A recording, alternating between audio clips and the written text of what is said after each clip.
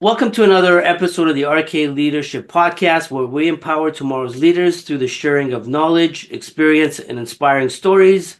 I'm your host, Rob Cameronpour, and my special guest today is Glenn Marsden.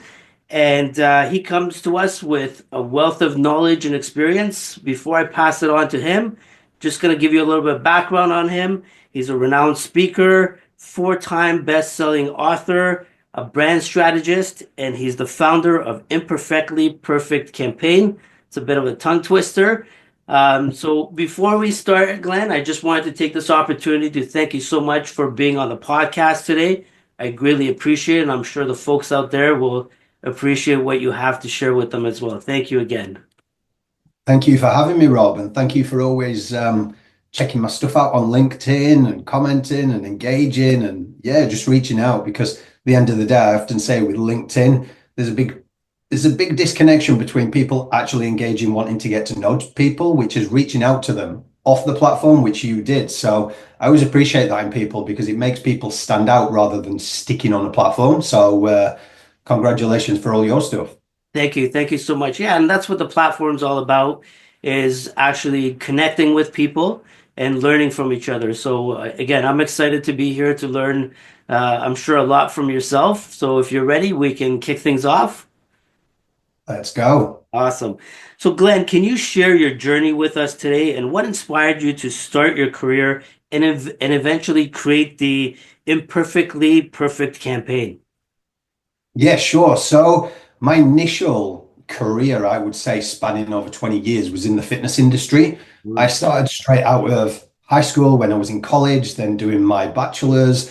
I wanted to go into an industry where, like I just said, with LinkedIn, it's all about based on connection and community. That I suppose was my gift to the world. I've got the gift of the gab, as they say in the UK. I do live in Sydney, but I'm originally from the UK.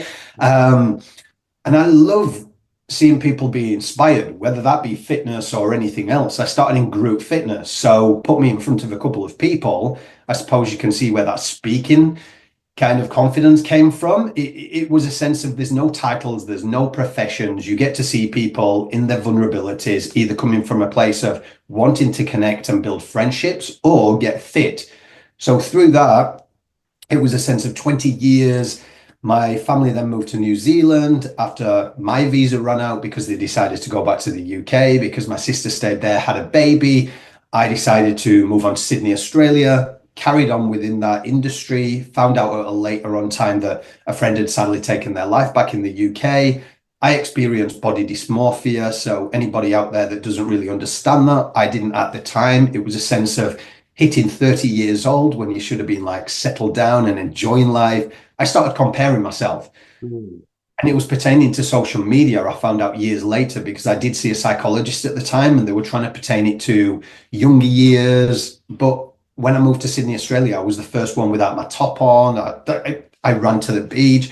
But slowly, something happened in my mind where it was like I wasn't enough. My body didn't look like these guys in Australia that I was hanging around with. And it Mm. was just my demise. It really got to a stage of when we eventually moved to Thailand, me and my wife, her being from over there, I looked over the edge of a balcony just thinking, I don't want to take my life. However, I just can't stop this pain, just this thought process in my mind. So I suppose that was the catalyst when I broke down once in front of my wife and she said, we can't carry on like this. You need to either seek help or we need to go separate ways because we'd had our first baby at that time and she wasn't seeing me. Body dysmorphia sadly takes over your life in terms of there's two ways that I know of. I got that where I was obsessed looking in the mirror.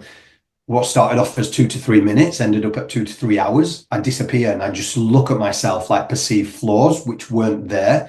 So it shows you how detrimental your mind can take you when you're comparing yourself and not feeling adequate or enough. I eventually got help. We moved back to Sydney, Australia. And I will say, I'm thankful to this day that one of the best things was a psychologist I saw put me with a personal trainer who'd experienced the same thing. Mm. And that's all it is within the mindset and cognitive behavioral therapy and changing the way that you see yourself and know that you're enough. And I suppose when people know that side of the story, they can see where the imperfectly perfect came from. Yes, it was from a searing pain of loss of a friend, but also having experienced that myself and knowing that it could have taken one clouded moment of judgment from myself to sadly take my life, and my story could have easily been theirs, just like we see time and time again. So that's where it came from, the Imperfectly Perfect campaign, a career of fitness, moving into a segue of deep, dark depression, what I went through with body dysmorphia and losing a friend, and then photography. It's a passion that I always had. And as anyone who's watching this, if they're watching it, if you're not, please go to imperfectlyperfectcampaign.org just to have a look at the images behind. I started reaching out to some of Australia's biggest names, not just celebrities, but corporate leaders, every industry, and said, look, I want to remove any of the highlights because my story delves into social media and comparing myself. And what we see on social media, like you know yourself with LinkedIn, everyone's boasting these highlights and it's societal condition, but no one's showing the reality. So if I can get a collective of the world's best names, prominent figures to go, hang on a minute, let's take some photos of you without lights, without makeup, without anything. And if I can take you to a place 1 minute or 2 minutes when you felt less than or you was experiencing something, and I'm going to shoot that. And the rest is history. It kind of got picked up within 3 months, all the networks and publications in the Australian sector. Then the US called out within 12 months. And this is just me like flying on the seat of my pants. I didn't know anything. I didn't have a network. I didn't have resources. And I think you know a little bit about my story where I left fitness and I thought, right, I'm going to delve into this. It wasn't making money. So I got a family. I jumped into construction 12 hours a day, 6 days a week, whilst I was trying to navigate how to do marketing, branding, public relations, networking. But here we are, 7 years later. Nice. That's amazing. You know what, Glenn? One of the reasons I do these podcasts is absolutely for these stories. And I think this is what really resonates with people because I think a lot of us have been there. A lot of us have not specifically to where you might have been, but we've been in dark places where we feel helpless and hopeless. And I want to kind of take you back to that point and when you're in that mindset, when you get into that mindset, what's your advice to people? Where do you start? Where do you start to say, okay, you know what? I know there's something wrong and I need to do something about it. And, that is strengthening your mindset and getting help or whatever it is. But again, what's your advice to people as to where they can start with that? Yeah. I mean, first, I'll just say disclaimer that I'm not a professional in those areas. I do work with a lot of people in these areas. So, Right. from a personal experience, Yeah. what I'd say, and especially as a man, we tend to, again, societal conditioning, we mask it all. And it depends what beliefs you have, what cultural, how you're brought up. But I know for myself, my parents didn't really speak about mental health, and it wasn't a known thing. Like I'm 40 now. But in saying that, it's you truly have to speak to somebody, Mhm. whether it be a friend, whether it be your parents, whether it be that's all I can just say. Please, just speak. Because as sad as this sounds, people would rather have your tears and listen to you than attend your funeral. Like it's the same that we hear all the time, but sadly with society, I believe that we're still not there yet when it comes to mental health. That's why there's so many campaigns that are coming out. There's still so many forums. And I believe it's due to that human connection part. Technology is moving way too fast at an unprecedented rate. And everyone's now thinking, like, what can we do with mental health with AI and all this, that, and the other? And I'm like, that's great. But again, no one can take away that we're going through this human experience and we all go through a range of emotions. We need connection because when I was struggling, I'll admit, someone handing me a pamphlet or telling me to go to the internet and search and research, that was the last thing I wanted to do. I wanted to stay in bed. Like, and it's the same for everybody, I believe. I can't speak for others, but the people that I have spoke to, it's like, I don't want to read anything. Don't hand me another pamphlet and tell me that I need to read. I want to speak to somebody. So, as a collective, I think the public and what I've tried to do with this awareness campaign is put the power back in the public's hand and just show them by sharing stories. It makes it okay to speak out and tell your story to someone for that initial engagement. and then a call to action where you'll go and see a psychologist or you'll go and see your general practitioner, just so you start the ball rolling. But whatever you do not sit on it, because it doesn't get better if you don't open your mouth. As soon as you do, it's like a weight off your shoulders. And one of the biggest drivers for me was when I realized, if my mind can take me so low to the depth of despair, imagine where it can take me the other side. Right. And look what I've achieved. So yeah, it's just really, it's having that bravery, that first step to speak to somebody, whoever it is.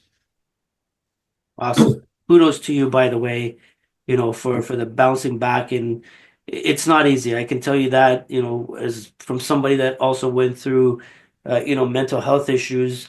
Um, and again, you're right. As men, we have these egos, and society tells us, you got to be strong all the time, and you can't show emotions, etc. And I feel like especially the older generation was like this. Yeah. And I remember I never saw like emotions with my own father. He bottled everything in, and I thought that was the norm, right? So again, thank you for sharing that. Now, Glenn, you also mentioned, and with today's society and social media, there's a lot of comparisons that happen. And what we see in all over social media is people posting the good parts of their life. So when I look at it, I think, wow, this person's super successful. They're always happy. They're always vacationing, X, Y, Z. Again, what's your advice to people that look at that and start comparing themselves to others in social media? And how do you promote in terms of, listen, have your own goals, have your own story, do your own thing. This isn't real. And how do we get Mm. people to share more of their stories in terms of their failures with society as well? I mean, it's one of those, it's two-sided, isn't it, really? Because as much as we can come out with our experience and what we believe, there's still going to be that counterintuitive, like, thought out there going, I need to be present. I need to be showing this. I need to, especially in this landscape of when people call themselves entrepreneurs. Yes. It's, if I don't show the highlights, if I don't show the success, I'm not going to attract any clients. And then they're going to think that I'm not doing this. But then you've got the other end of the spectrum where people are essentially taking that whole fake it till you make it and putting it at the top and then struggling in reality and then not daring to ask for help because they're going to fear judgment. They're going to look silly because everyone's thinking they're making all this money. And I'm just like, breathe, Yeah. bloody hell, just breathe. Like, once you realize that if you start speaking your truth and the reality of how business is or wherever you are in socials, you're going to attract people, right? But you're going to attract your people, Yeah. people that resonate with you. Because anyone can see through mine, and I hope they do. There's full transparency. Like, I posted one recently off the back end of an event and everything I've been doing. Like, you can hear it in my voice. I'm coming back off fever, right? I just knew my body was like, okay, I've just been going full on. And that's the reality behind the scenes. I still don't call myself an entrepreneur. I'll say entrepreneurial mindset, but sometimes people label us and go, oh, Glenn, the entrepreneur and this, that, and the other. And I'm going, firstly, like, the definition of an entrepreneur, I'm not fully there yet. I haven't got this huge team and turning X amount of money over. Like, I'm a solopreneur. I've got my hat everywhere and I've got a few small team members, but I never want to lead with, hey, look at me, this, and this, because I'd rather attract the right people that know that it does take time than posting these highlights. Like, we're seeing everything being exposed at the minute. We're seeing all these big influencers being exposed that the reality is not what it's making. These with millions of followers, and LinkedIn, where we met, I always talk about it, and you've seen it, where people are beating their chest with how many connections they've got. Well, Yeah. that's great, but how many do you really know? Like, we can all sit there and click, click, click, and we can all look at engagement and see that people are like constantly commenting and asking other questions Yeah. on this post. And the thing, I had a roundtable with some people who I know, and they're successful. And I wanted to know, and this is the best way, I always say, ask questions with people who are successful. So what I do is, even through the podcast, I use it as a mentorship. It's incredible the wisdom that you gain from people. So I'd ask them these questions and be like, so What do you think in terms of if you do predominantly go on LinkedIn and you see somebody with all this engagement, but yet you see constant questions from them going down, and the majority would turn around and say they've got too much time on their hands. If they're able to literally go on a platform and constantly engage and keep asking questions for the reach, then they're not working on the business the right way. Mm. I'd be like, okay. So it's different thought trains for how people utilize their business. I chose to connect with people, take them off the platform and build a relationship and see what can come from it. Yes. Whether it's a friendship, whether it's a partnership, what you're doing in business, what I'm doing in business, how I can help you, how you can help me. And so I think the thing when it comes to highlight reels and smoke and mirrors is you need to put your head on the pillow at night and just know that what you're doing is A, being morally correct, full of integrity. And I mean, again, I can't speak for other people. They might believe what they're doing is real and it's true, and that's because they've been conditioned. They're seeing what other people are doing. Why do you think we see people who start out good and they want to be coaches to help people in a certain demographic, and then all of a sudden realize that maybe they don't know all the intricacies of the business, so suddenly they become a coach who coaches coaches to become coaches, and then coaches and coaches and coaches, right? It's because they think it's a system. Yeah. Whereas I would look at it straight away and go, okay, so someone's teaching me for $10,000 how I can coach other coaches. And then I'm going to teach other coaches to do that. All I'm doing is putting more competition out into the market for myself. Why would I do that? That's Like, it's, but the highlight thing, mate, I think as much advice as we can give and as much experience as we can share, you're still going to have that societal conditioning where people look at the grandeur of things and think, no, that's the way to do it, because that is the epitome of success. Little to say, they don't know behind the scenes. Last thing I'd say is read autobiographies of actual truly successful people. Like, I think people bypass this. They fall into the emotional manipulation of quick success on social media. And I'm like, your Elon Musk, your Gary V's, all of these people, actually read their stories, because not one of them says that they made it in less than 10 years. right. So, like, if someone's telling you you can make it in less than 12 weeks, run the other way. Run the other way. Absolutely. I love two things here. One is, for me, again, the important thing is, as you mentioned, is living your values. I think if you're true to your own values and you kind of follow them all along the way, you know, good things will happen. You got to be, consistent, persistent, show up every day, go through the ups and downs. Eventually, good things will happen, but you can't give up on it. The second thing is, again, you mentioned people, you look at people's lives and all you see is the outcome. Yeah. So this person has X, Y, and Z. You don't know the backstory of what they went through to achieve that. And I Exactly. think that's the conditioning with this social media that's out there is I need to become a millionaire overnight. And everybody's putting it out there. Oh, let me show you how to become like a six-figure coach or whatever it is in a couple weeks. It'll never happen like that. It's insane if you want to think about it like that. You need to put in the hard work and dedication. And again, just listening to your story, people can think, okay, now, Glenn's successful, but look at all the stuff that you've been through already, Yeah. right? Yeah. So again, It, that's so awesome that you share that. it's just one of those things, like the video I posted the other day, just talking about coming down with fever because of what I've been doing. The Yeah, back end, so just to break it down, it'd be like, so an event, what does that mean? Logistics, venue hire, photographers, videographers, tickets, cost per head, drinks, media wall, sponsors. On top of that, I've got two kids, right? So I've got a family. So what do I need to do with them? All the logistics behind that. Then we've got Los Angeles coming up. I've got clients coming over. I need to sort that out. On top of that, because I work for myself, if I don't work, I don't get paid. So how many companies am I reaching out to a day through my databases to try and get speaking engagements to book out through the year? So then I can, and then your head's just going, wow.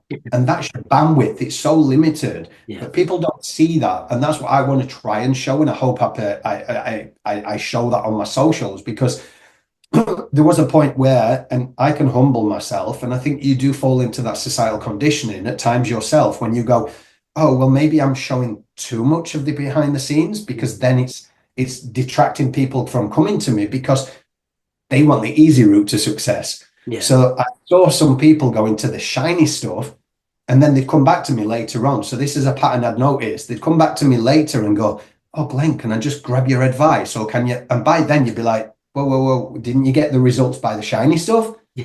No. So I'm speaking the truth and this is how long it takes. But yet you thought, "Oh, it'll be too hard with Glenn." So it's this is why I can always just sit here and just say full transparency. It's like we don't know what we don't know, right? In business, some of the most successful people I've read about and I've got to interview, they're going by the seat of their pants. Like some of these people, I spoke to a guy, Evan Carmichael, and I said to him, I asked him a question. I said, now that you're interviewing and you're sitting at these tables with the likes of Gary Vee, David Meltzer, all these people, I said, what's one thing like an insecurity that you see with them all? And he was like, great question. Not many people would ask something like that because they look at the grandeur. And I'm like, yeah, but we're all human. So I want to know. And he said, look, one of the things he said, I love the drive in them. I love that they like pick up on everyone's energy and they want to do it.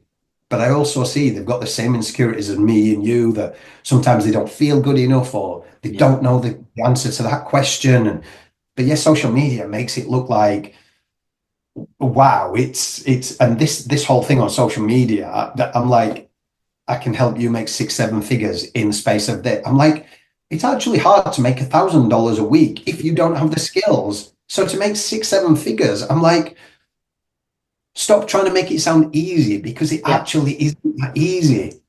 That's right. Yeah, and it's not. And again, one thing that attracted me to following you and reading what you're writing is you being authentic and showing people that hey, it's not all fun and roses out there, and this is the reality of everything, right? And that's what I love seeing. I love seeing people in their being their authentic self, right? So Yeah. again, kudos to you on that. She is. I just and yourself, you lead by example, and that's what attracts me to people on those platforms. Like I don't spend much time on them these days. I post and go, as I often say, Yeah. because you do see you see the disparity between people beating their chests and people who authentically write something who aren't predominantly focused on engagement and numbers. And I just want to say to anyone out there that's consistently looking at these followers and this engagement, the numbers will come as in the people, the right people. So, yes, we can look at reach and we can look at demographics and stats, and you need them for, say, a podcast if you want to get sponsorship and this and that and the other. But if that's primarily your focus and your base and you're trying to control it too much, you're going to start stressing yourself out. You need to be passionate about what you're doing. And I suppose everything through Imperfectly Perfect campaign has been driven from a passion for change and everything off the back end of it, the skill set I've acquired, I've been able to turn that into my business now. And it's a sense of I'm never going to say I'm perfect. I don't think people are craving perfect leaders. They're looking for authentic ones, the ones that actually say, no, this shit is hard at times. Yeah. We can all say the quotes and we can all put the motivational work-life balance. Well, no, it's actually work-life integration. You have to fit things around and you have to like I couldn't say work-life balance when it's been the last 2 weeks of this event and everything, and then feeling my body going, Glenn, it's time to pull back. Like you need to rest now because you've just been going gun ho. But I couldn't have work-life balance there unless I had like 100 team members around me trying to navigate everything. And I didn't. Like, That's right. like it's I just wish people had just been more open and you see the people who truly have made it, and I'm not putting myself there because I'm still on this trajectory of growing, but Yeah. the autobiographies and the research and the interviews that I've done with some successful people is like they're so humble when they get there. It's just like, Glenn, it's hard. Never change who you are and never try and bypass the fact that you've gone through these struggles. Because I sat down with a millionaire once, multi-millionaire, on Zoom, first time, and I was like, what the bloody hell am I going to say to this guy? Like, Yeah. what? You don't have anything. And I remember jumping on, and he was part of this big organization. In fact, he was from the Philippines, I believe, and he'd worked as a janitor for a company, and he built himself up because he'd seen the network marketing and he'd done all that. So that's what he went into. But he built it into a multi-million-dollar company, and I got on this call, and the first thing he said to me, it was like, Glenn, he was like, tell me your story. And I did. And because I'm such an open book, I was like, I was shit on, I was looked over, I was looked through, I was like, not from a cynical point of view, but I was just like, it was hard. It's been so hard. And he was like, I'll stop you there. It was like, never lose who you are. Always share that, because people like me in this position can see through bullshit in a few seconds. If you'd have come on with all the highlights and all the shebang, this call would have been finished in less than 2 minutes. And it's true. Like, when people pretend with highlights, if you are trying to get in front of the right people that can really elevate your success and your business and help you, relationships, don't try and bullshit people, because they know, they've been through it. It's like you say to your kids, I've done that when I was a kid. Yeah. Don't try and don't, like, you don't swear to your kids, but it's like, don't bullshit me. I used to try that with my parents as well. Like, we've done it, we've seen it. So it's no different in business. If you're trying to say I'm making 6, 7 figures, or I'm manifesting this and this and this, and you've got someone sat in front of you, like, say, Gary Vee, Elon Musk, they'll be like, yeah, bullshit. I call bullshit. So Exactly. why do it the Exactly. right way? No, and it's funny you say that, and it's you have to be authentic. And I actually, one of the things I wrote down here was a quote that I saw, on your social media platform. The world doesn't need perfect leaders, it craves authentic ones. And I always talk about this because even at work, when you're in a corporate environment, people can see through the bullshit now, right? You can try to, put all these ticky boxes in place, or, walk that, talk that corporate language. But if people don't connect with you on that emotional level, and they don't see you for who you are, and you're just pretending to be someone else, you're gonna have a tough time leading people, right? Yeah, yeah. It is that societal conditioning though as well. Like, sometimes, like, I've moved into a place of, like, we can't really judge a lot of times these days, because people are only seeing what they think and perceive. Yes. So because of all these quotes and these motivational things we see on social media, it's like, I spun it round to somebody the other day I spoke, who stepped forward for working with me, and there was like, well, yeah, if you've got a positive mindset and, like, your environment, the 5 people that you hang around with, that one where people Yeah. say the 5 people who you're going to become and everything. And I said, but don't bypass that stuff. Like, if people are telling you, like, be positive and this frequency stuff, I said, all right, that's great. I said, I've got my beliefs and everything. I said, but you are a human, you've got emotions. And if you're trying to bypass them and suppress them, that's toxic positivity. And then you're just going to spin it, like, spiral. Nobody can be positive 24/7. And on top of that, if you're looking at the 5 people around you, you might be around 5 successful people. They might all be complete arseholes, right? Not care about you, not look after you or anything. Or then you might have people who may not have the money, but would die for you, would literally give their left arm for you. So don't look at about it like that. And I really do go to town on people that say they're there to be of service to people, and yet they're talking about you need to be around highly successful people. I'm like, so on one hand, you're contradicting yourself, because you're saying you want to be there for people who need the help and you want to pull them up, but yet you'd only associate and hang around high vibrational people that have got all this money and this wealth. And I'm like, that kind of don't make sense, because if we're talking about it like this, like, imagine if I was to say I only associate with X amount of people because of the vibration and it's high and I want to keep positive, but yeah, I'm trying to be of service to people who are struggling because I went through like, the disparity there, you'd just be like, well, that don't make sense. So each to their own. I think that's societal conditioning again. I said, but you find your own journey.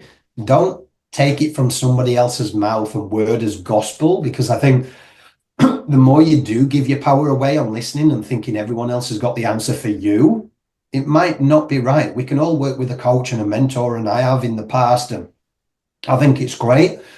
But the best people that will help you will call you out on your shit, Yeah. will humble you, and they'll basically try and find a way that works for you. Because, as I say, if you don't like something and you're not passionate about it, I can teach you till I'm blue in the face, but you're not going to resonate. The energy is not going to be behind it, and you're not going to get the results from it. And I just wish people would be more authentic towards that, in saying you can have an aspirational coach, or you can get a pragmatic coach, someone who's just like a couple of steps above you, Yeah.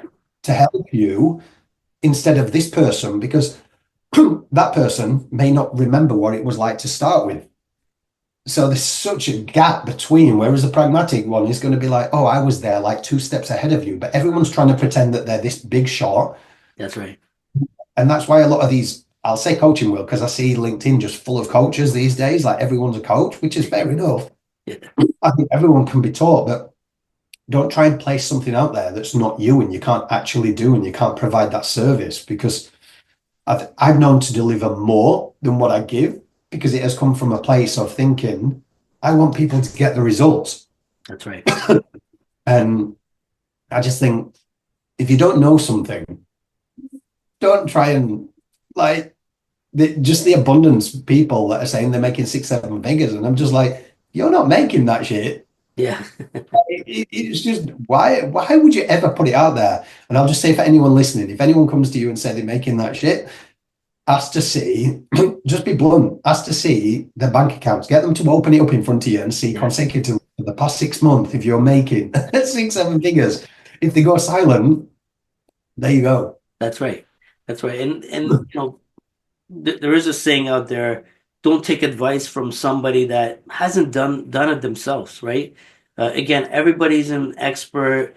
I come across a lot of people who are these social media experts that want to work on your account, grow it, etc. The person is like 16 years old. I'm like, you haven't even experienced anything in life yet. You don't even know what a real business is. And, no offense, it's hard to use that term expertise. You need 20 plus years experience from my background that I come from, from an engineering background that I have. Engineers can't call themselves expertise. I can't even call myself an engineer before I get my, license, which is 4 years after I finish school. So how can you Yeah. be an expertise just popping out somewhere? So again, and people have to kind of utilize logic as well that, hey, you know, I wanna be like this person right now. And the way I look at it too is if somebody's starting and wanting to be, wanting to go through that coaching, you can't connect with somebody like a Tony Robbins. There's a huge gap. So find somebody that's closer to where you want to be and take that step at a time. And that's what I Yeah. did myself personally, and it helped me quite a bit, right? So again, excellent point on there, Glenn.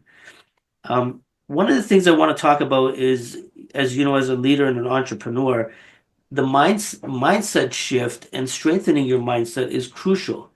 Can you kind of tell us how you've been able to achieve success and what are you doing in your kind of like regular routine or day to day in terms of strengthening your mindset? I think it is getting around like-minded people. Like we can say all the right things, and again, this is where I break it down. We can say all these things, what we hear on social media a lot of the time, again, where people are like mindfulness and I meditate and I do all this. I haven't got time to do that half the time, mate. Honestly, I've got 2 kids, I've got I've got everything going on. And I'm like, you know what? I think it's strengthening the mind by being around the people. If I'm at the gym, I listen to podcasts of people who have made it in terms of what area. One thing that I always do say to people is, in your business, this is what I did. I worked it strategically, where if I need to know something in marketing, I'll go and look at those intricacies of marketing, whether it's influencer marketing, which avenues, CRMs, when I didn't understand how to collate a correct database. I mean, at the beginning, this is laughable, but I'll always be transparent. I didn't have the money right at the beginning to have a database. And you know how expensive those can cost when it starts accruing a lot of numbers in there. And because of the size of Imperfectly Perfect and it was on all the TV channels, all of a sudden you get all these emails and everyone's like, this is amazing. And I'm like, yeah, but I'm not making any money. So I've got MailChimp. And as you know, for free, you get 2,000 contacts. I got 10 accounts, mate. And I was trying to like juggle it. And then I was exporting the CSV files and I was so I'd be so resourceful trying to find ways because it wasn't making me money. Hence, I jumped in construction for all that time and 12 hours a day, and it gave me clarity. But can you imagine standing in construction as a laborer in your 30s, looking at a wall, holes in a wall? It gave me clarity, but it was bloody hard work just doing that for that long. And then coming home and trying to do this. So I'd say strengthening that mindset is ultimately listening to the right people who don't give you bullshit, who don't just tell you the pretty things that you want to hear, that will literally say, if you're not making it, pivot, go and get a side job, do something that is going to take your mind away from not feeling quite crap, because it's a long thing. Like you said, with an engineer, I even know in the background of that because my wife's brother is a chemical engineer. So it's taken him years, and then he still went and did, I think it was another master's degree. He went to America and lived there for a year just to get that to further his studies, so he could even get approved to get a pay rise and everything. He's not on social media or anything like that, but just the longevity in terms of how much qualifications and credibility you need to get those next levels. It's one of the hardest things. So how can you strengthen your mind through that? You have to listen to the people that have done it before you. But how do you find that? This is the missing gap that no one ever bloody talks about. You know, when you go to these big conventions and people are up and go, I had nothing to my name, and then I met a mentor and they taught me everything I know. And I listen so intently and I'm like, can you show me a mentor that is willing to do that for me for free? Yeah. Because you guys come out with this whole shebang story about zero to a hero and this mentor. And I'm like, you're missing this bit. You're missing this little middle bit of like, where do I find that mentor?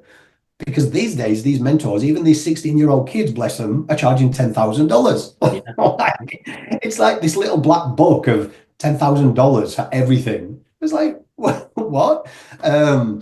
So it truly is. It's just immersing yourself and finding those right people is not easy. You literally do have to sit your ass down, I say, get in networking groups, listen, sit back, pay attention to how people talk and what they say. And if it sounds too good to be true, it normally is, right? I'd rather sit in a room where people are not negative, but they're actually coming out with going, this is hard, but this is how I did it. And this is how you can probably do it. And it's just a little bit of wisdom. So I'd always say, like, the podcast that you listen to as well, like even people listening to this podcast, your other episodes, my podcast, everyone else's, there's wisdoms, little pieces of nuggets from every person that you can learn from. And I think these days, people sometimes they'll look at these aspirational people like Tony Robbins and think he's gospel, he's the truth. Well, yeah, he is, but he's way up there as well. So listen to people who are on that start of the journey, that middle part of their journey as well, because you have to keep growing through those stages. So immerse yourself in podcasts, try and find the right people by unfortunately going through the wrong people. You're going to go through them. There's no two ways about it, but you need to go through the wrong people to learn lessons. And then you will connect, strengthen that mindset. Again, I don't want to sit here and say I sit there and I meditate to make it stronger. I think it's just getting your head down, immersing yourself in the work, and it's going to feel lonely at times. Yeah. And it's going to be hard. You need those supportive people around you, like if it wasn't for a wife and kids, like cheerleaders. But then when you have got there to the point where you're comfortable, I won't say I'm successful, I will say I'm very comfortable because I've worked my ass off. But if you're not willing to sacrifice a bit of that time, I don't think, in my personal opinion and beliefs and experience, that you will get there. That's right. You need the action. That's right. And it's going to kick your ass at times. Yes, it is. Awesome. But anyone listening to this, it's an incredible journey as well. It is. It is. And I think that's we always look at the end goal, but I think that the best part of it is the journey to that end goal.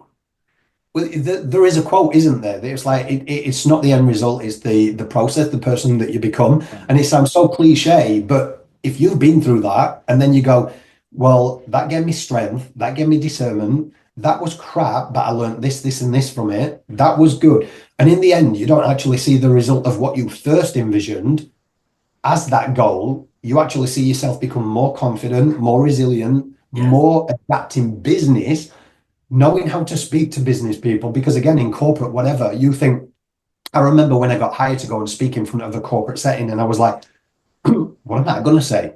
Like, I don't have a connection with these people. But then I realized I was hired for what I do. I was just thinking, I was in my head and I was thinking, oh shit, like these people are going to be so profound and they're going to be so, no, they're not. Yeah. Same as me and you. So it is the process that becomes the making of you. Absolutely. Absolutely. You got it, Glenn. Um, I want to ask you, Glenn, what's next for you? Okay, Sorry, mate. Yep, I just muted them because I was like, I felt like off come. no problem. What's next for your campaign, Glenn? What are you hoping to achieve with your campaign? So, in terms of the campaign, because it's kind of my philanthropic endeavors, it's not a charity; it's a non-for-profit. Should I say, it's not a charity nor a non-for-profit, right? So when I started it, when it went big within the first 3 months, got on TV, I suppose then everybody wants to know what something is. And that also takes art. You got to think in a world where things are moving fast, where people want to know what things is instead of being present in the moment and going, it's actually making a difference. People are talking and opening up. What is it? What are you doing with it? What's happening with it? At the time, like what, 7 years ago now, I had no bloody idea. And that's the truth of it. I was like, I was coming from a place of hurt. I wanted to make a difference. 3 months it happened to blow up. Well, hey, you've got this guy from fitness. I don't know what I want to do with it. So as it started going, I started buying in. And again, which is why I say listen to yourself, because I started listening to everyone around me. Mm, And then everyone's like, you need a board of directors, you need a non-for-profit, you need to do this, this, and this. And one thing with me was like, I don't want to take donations from people, like the public, where they are at the minute, even cost per living and everything. I'm like, you keep your money, right? Funding grants. And because I'm from Yorkshire, a place in the UK, which was always, if you want to do something, roll your sleeves up and do it yourself. Don't make people pay your way. And yeah, I've always taken that forward. That's been bloody hard as well. But you're going to do something, do it. yes. So in its entirety, that kind of came to a head where we were going to sign paperwork to do a non-profit, and that gut feeling, whether spiritual faith, just something was twisting, saying don't. So I got in touch with the people and said, look, I think we're moving way too fast. It's not even been a year, and like this is all moving. It's way above my head. In fact, it was just a gut feeling saying no. So I didn't. And then during COVID, excuse me, during COVID, I got this position out of the blue when no one was working for a non-profit, right? A marketing firm got in touch with me, and I can't remember applying. Maybe I did. And then they offered me this business development for a non-profit. I will always say it confirmed as to why I didn't want to do one. It just showed me the politics and everything behind it. And I learned a lot about donations and about how much goes on marketing and where everything's spent. And I was just like, I'm going to do it unconventional. And again, I spoke to another guy who was a very successful man. And he basically said to me, if you want to make a difference, like make a non-profit, if you want to make an impact, learn business, make a skill set and pour into whatever you're doing so you can do it. So essentially that's what I did. So I started speaking, the book series, the events, everything. That is Glenn Marsden. Through that, I get to pour into my philanthropic endeavors and keep it going. So essentially where it's going in the future is just bigger and brighter into new countries. We've just gone into South Africa now. We've got more prolific South Africans speaking out. And as you may know, people may know out there, there's a lot of different cultures that don't speak still about mental health. Yeah. South Africa is becoming a little bit more open, so I want to go in there. I mean, I was in Dubai last year speaking. They don't speak a lot on mental health, so we opened up the conversation. India, Thailand, my wife being through there, people don't that much. So I want to break it through there. But again, I want to continue building Glenn as the businessman, the speaker, the person that wants to make a change to keep that going. So everything's a call to action. People know where to go and get help through, excuse me, sorry, those charities out there that provide those services. I never wanted to be that. I want to be like that middle person where I can connect, but I want to show people in life that it's hard work, but you can get where you want and you can make a difference whilst paying your bills as well. That's right. Awesome. No, amazing, Glenn. And again, I'd love to help you in any way that I can. So if there's something I can do for you, please feel free to, let me know. I do have some ideas which I'll run by you, off this podcast. But Yeah. just wanted to, before we end this podcast, there's a segment that I like to call rapid fire questions. So I'm going to shoot some questions at you, and just give Ooh. me what comes to mind first, and then we'll take it from there. Uh, so, what is the best leadership book that you've ever read? Oh God. It can't be that good because I forgot the name of it, really.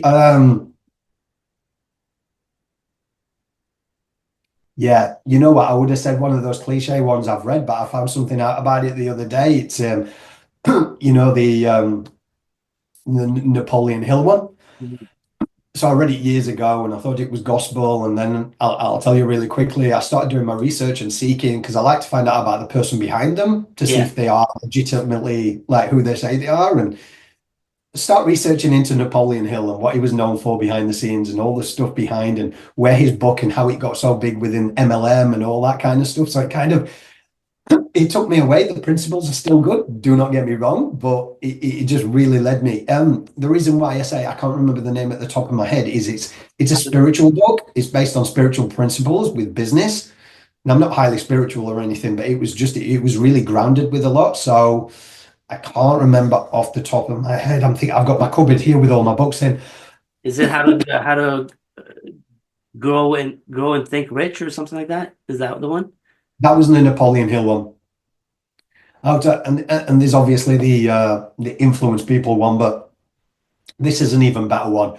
But I can't remember, so I'm going to have to text you the one afterwards, No mate, and I'll problem. send you a picture of it. No worries. Awesome. So, what is the one quote that keeps you motivated? I would say the quote is the one that I essentially say. It's like people are not looking for perfect leaders; they're craving authenticity. If I can keep putting that out into the world, it will keep inspiring, hopefully. Excellent. What is the one daily habit that's changed your life? Oh, you know what I was thinking in my head?